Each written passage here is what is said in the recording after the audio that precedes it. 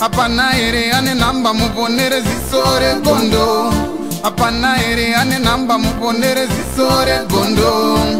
Pane masele bagabuda offside nezuro. Pane masele bagabuda offside nezuro. Eti noi now. Peshona kwete chindau. Zichiverengwa naye wenye skimba anofumura anoita. Timu yangu ndi mukitese katozeka zvekare zviri kupisa na skimbo ewa zviri kupisa chopeka timu yangu. Pasata pira pana zviri kupisa vana chimu yangu bayo bata subscribe so that amusare pana zvese zvichitika pasore gondo zviri kupisa nditi.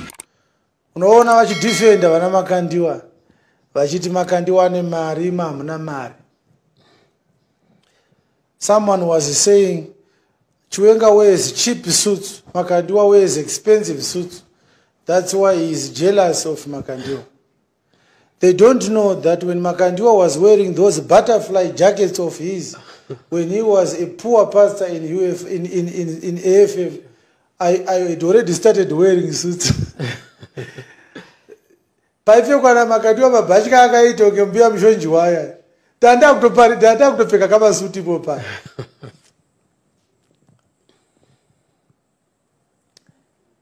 Inina andina godo. And I don't know why people think, they say this is rubbish, Pastor. Yeah. I don't think it is even worth it us to respond to it. But I think for the sake of the lewd fellows, yes, I have to say it. If you are going to defend false preachers by claiming that they wear more expensive clothes than mine, you are exposing your stupidity. Yes. And there's this story I shared some years ago. This is a story about two farm workers. Yes. They were working for the white farmers during the colonial era in Zimbabwe here. And they were arguing at a beer hall. And this one was saying, my white man is richer than your white man. And they got drunk to the extent that they started to exchange blows. Yes. After having failed to resolve their differences. This one will say, this is a lie. My white man is richer than your white man. Look at how poor the farm you work is. And this is the same story, yes, that we have today. These two farmers, black farm workers, who worked for white imperialist, white colonialist farmers. They were never supposed to celebrate the wealth of their white masters. Yes. These farms belonged to them. They were supposed to gang up against the white farmers and take their land back to them. Yes. It was wrong for the white farmers to confiscate by force our land and then employ us as their farm workers. That was wrong outrightly. But when people get used to their oppression, they start to celebrate their oppressors. Yes.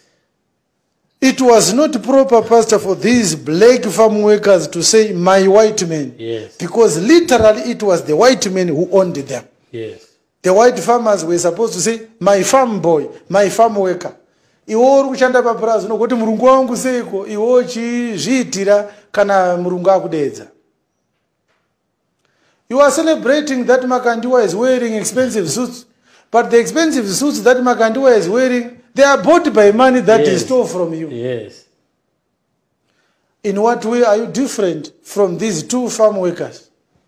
Wangu murungani mari kudarika wako, vakurovana, varungu vari kudya mari dzavari kuswera vachikomeswa mumapurazi, vakagara pamasofa, iyo vakabata mapadza misana yapenda. Mukushandira murungu papurazi ramunofanira kunge muchiti nderedu. Does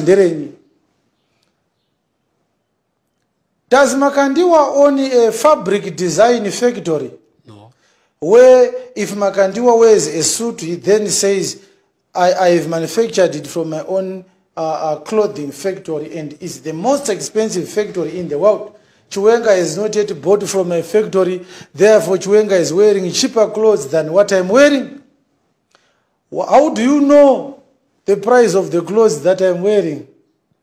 Do you think we care about the price of the clothes that we don't wear? We don't care about that. Yes, we don't.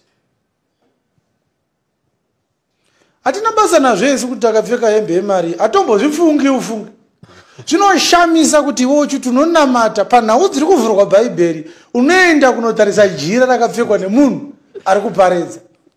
wosiya kudefenda zviri kuparidzwa, wakudefenda machira anodyiwa nemapete nemakonzo anoora. Shame on you. You are celebrating your oppressor.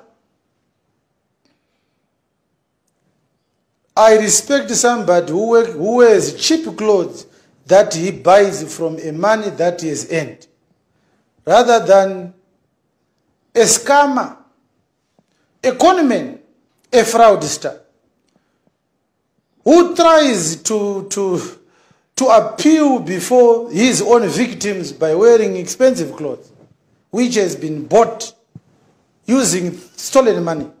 I don't celebrate such kind of flamboyance. I don't. There are people in our country who I don't celebrate even though they are rich. Yes. Because I know that they started their businesses using stolen money. I don't celebrate them. The whole country says they are good businessmen, successful businessmen. I don't see them as such. Kusvikira ndaziva kuti mari wakatanga nayo business wakanga washanda were sezvatakaita isu tinoshanda totsvaga kumari toita zvatunoita. Kana wakamira pamberi pechechi ukatora mari ukazadza bhini ukanotenga motikari ukatenga kutengesa, wakunyepera vanhu kuti inini ndine kazi uya ndinotengesa motikari, asi mari wakahodhesa motikari wakabira vanhu muchechi. Yes. This is not a successful business. It's a proceeds of stolen money. It has got to be confiscated, seized and frozen by the government, and there must be an investigation instituted against the perpetrator. And those who were stolen, who lost their money to this scammer, should get back their money.